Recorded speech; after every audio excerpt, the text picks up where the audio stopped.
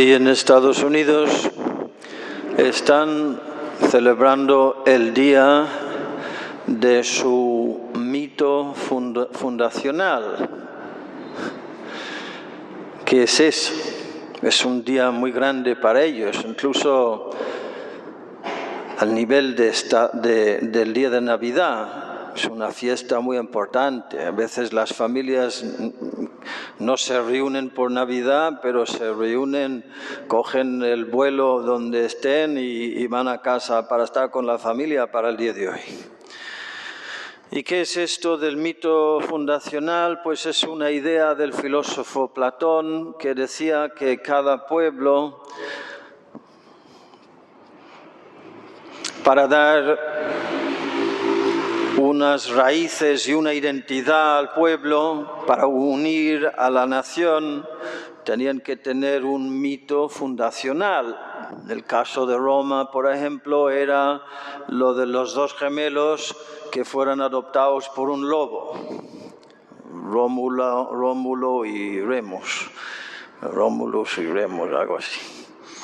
Y que tenía que ser un mito simpático y heroico. No sé qué tiene de heroico lo del lobo, pero bueno, la idea de Platón era eso, que fuera un mito heroico que cautivara la imaginación del pueblo y le diera un sentido orgulloso de pertenencia.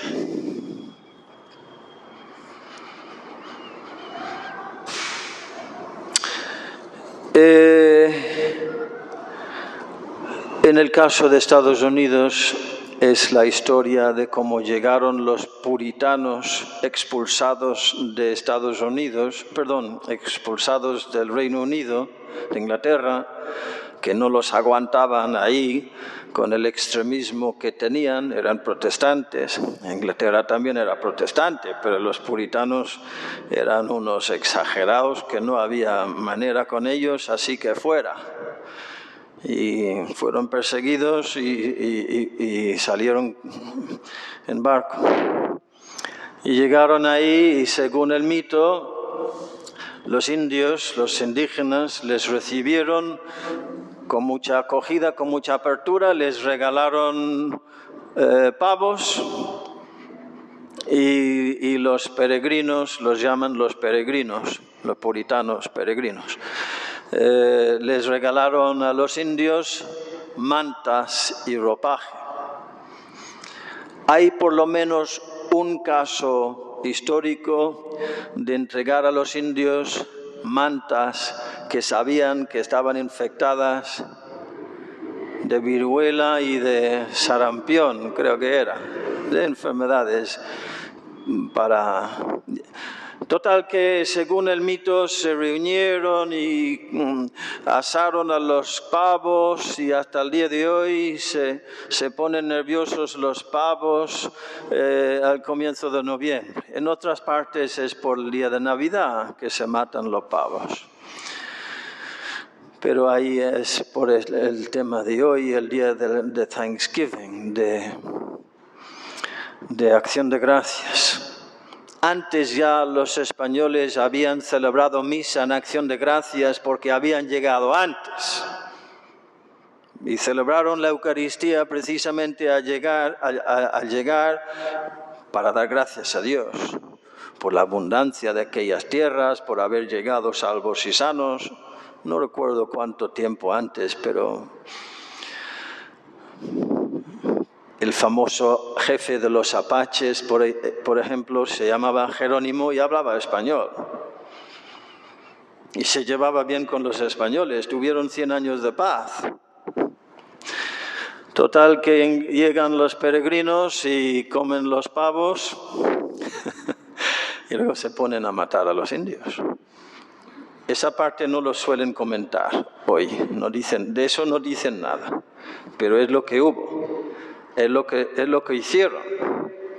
Con el Antiguo Testamento en una mano y una escopeta en la otra, eliminaron a los búfalos para poner el ferrocarril y también a los indios. Así que ahí ahora, ¿dónde están los indios? Alcoholizados, en reservaciones, llevando casinos. Un pueblo roto, humillado, destrozado.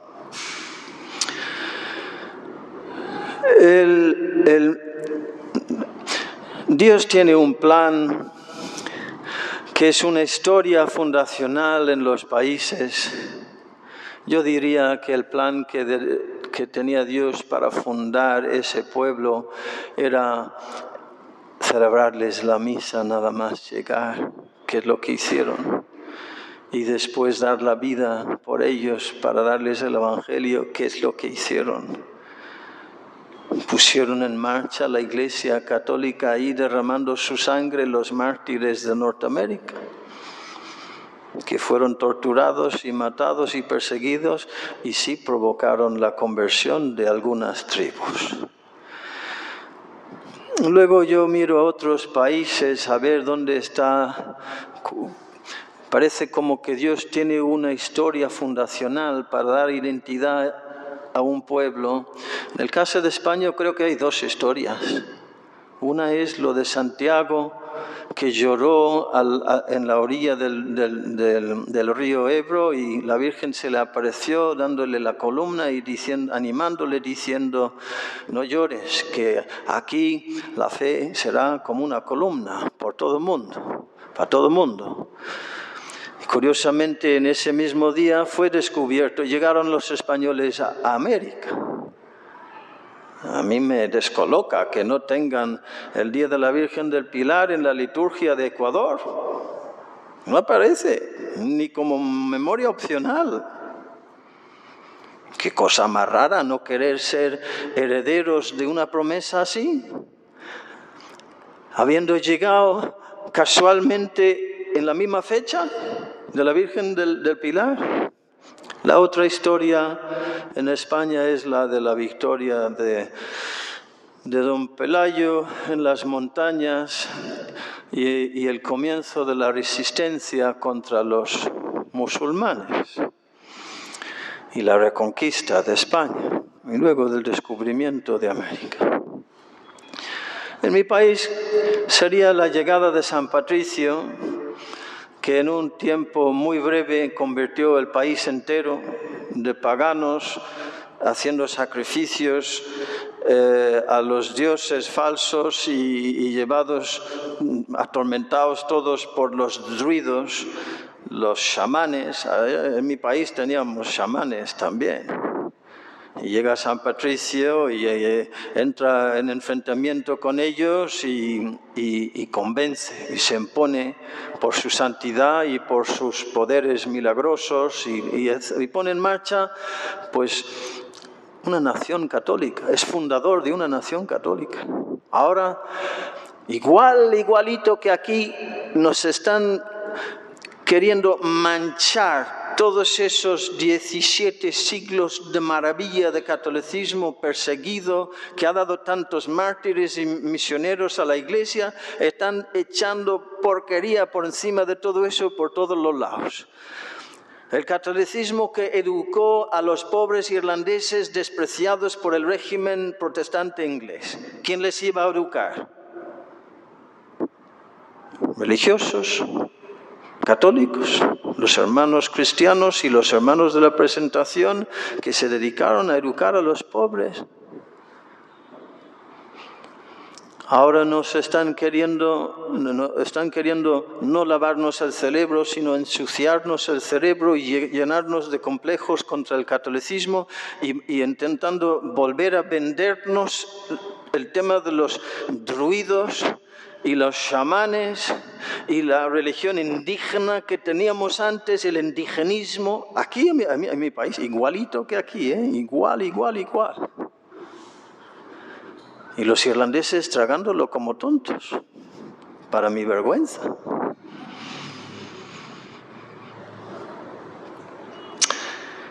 Es que hay una guerra de propaganda, Y dice Jesús que los hijos de las tinieblas se manejan muy bien, mucho mejor que los hijos de la luz en ese mundo de manipulación y de mentira.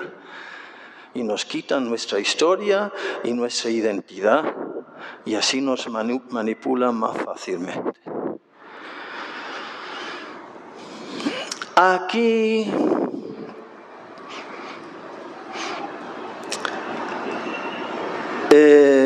la historia fundacional supongo que tiene que ver con esa gran figura.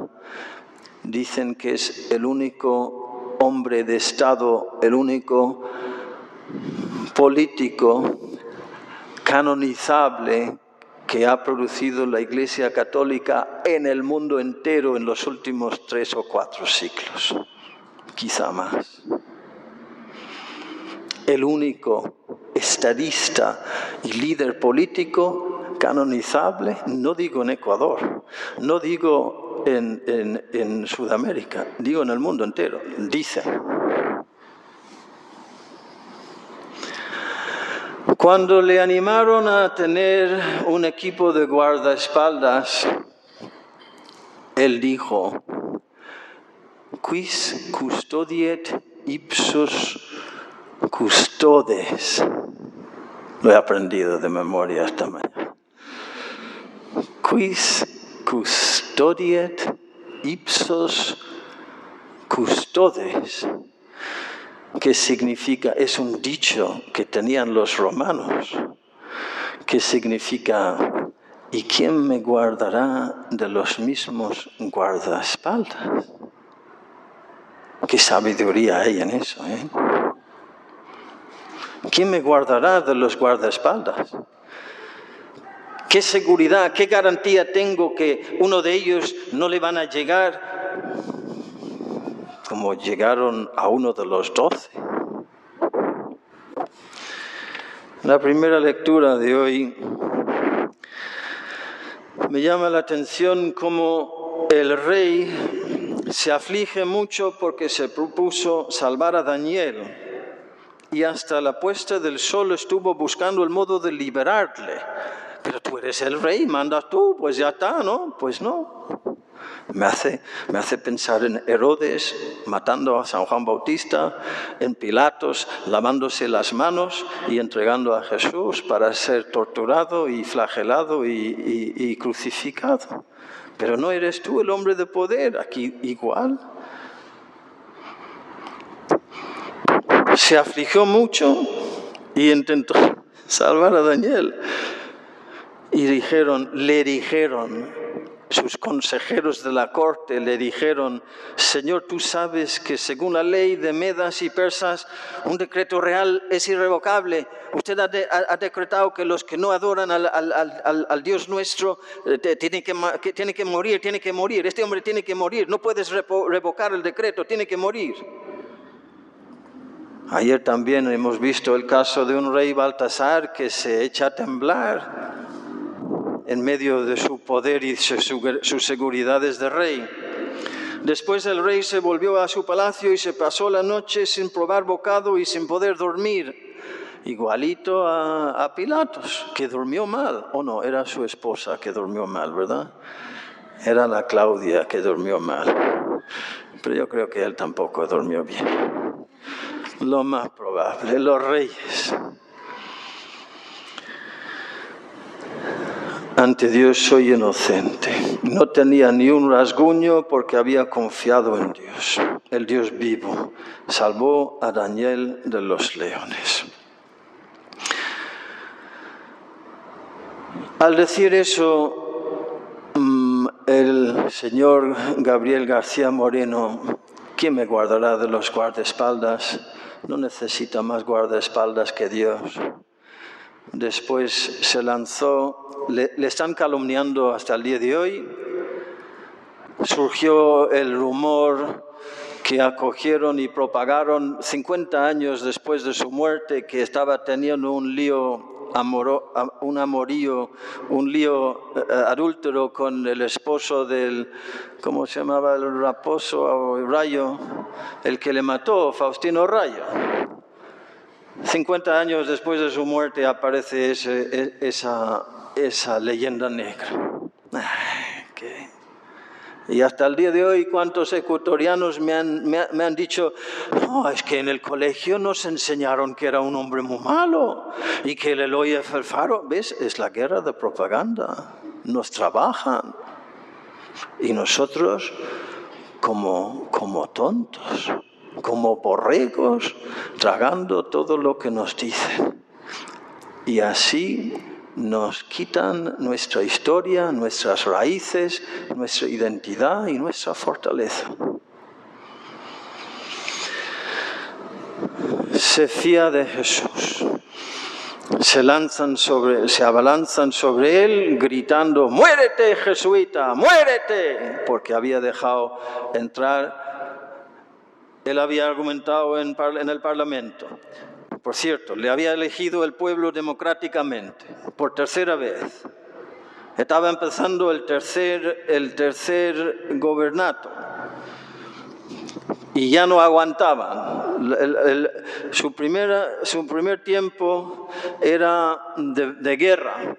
Empezó como periodista diciendo la verdad contra el poder y la corrupción. Después le eligieron y era intentar poner orden. Y la segunda elección, ¿cómo se dice? Gobernato. Mandato. Era un tiempo de intentar consolidar y construir carreteras, ferrocarril, o sea, levantó el Estado. Y la idea para la tercera, se me ha ido, el tercer mandato era avanzar y progresar y producir la prosperidad del país. Y como era tan exitoso y la gente le quería tanto, ahora quieren manchar su nombre de mil maneras, pero era eso. Los hechos históricos son esos. A ver, ¿dónde estaba? ¿Dónde iba? Pues se abalanza. Sí, él argumentó en el Parlamento diciendo: porque estamos obligados por la ley de la libertad de conciencia a no educar a nuestros hijos según la fe de sus padres, que sus padres tienen que enviar a sus hijos a los colegios, y en los colegios está prohibido hablando de Dios, hablar de Jesucristo, darles una formación católica siendo hijos de padres católicos. Eso está mal. No, está bien. Vamos a traer otra vez a los jesuitas que han sido expulsados. Entonces, cuando le atacaron, le odiaron por eso, por querer educar a los hijos en la fe católica. ¡Muérete, jesuita! No era jesuita, No era jesuita. Y responde él: para mí aquí se cumple la promesa de Jesús que dijo: no hace falta preparar un discurso, el Espíritu Santo os dará palabras. Y él, con machetes y balazos cayendo sobre él, respondió diciendo: si esto no es de Dios, si es de Dios, es sobrenatural. Muero yo, pero Dios no muere nunca. Pues felicidades, queridos ecuatorianos. Vaya historia fundacional que tenéis. Dice hoy la aclamación antes del Evangelio: estén atentos y levanten la cabeza porque se acerca la hora de su liberación, dice el Señor. Pues esto es lo que hizo este gran hombre. Tuvo la mirada puesta en Jesucristo, el liberador, nuestro Salvador, nuestro Rey. Y por eso tuvo paz y victoria en medio incluso del momento de su muerte. Nada, lo siento hablar tanto un jueves. ¿Por qué? Pues porque sí.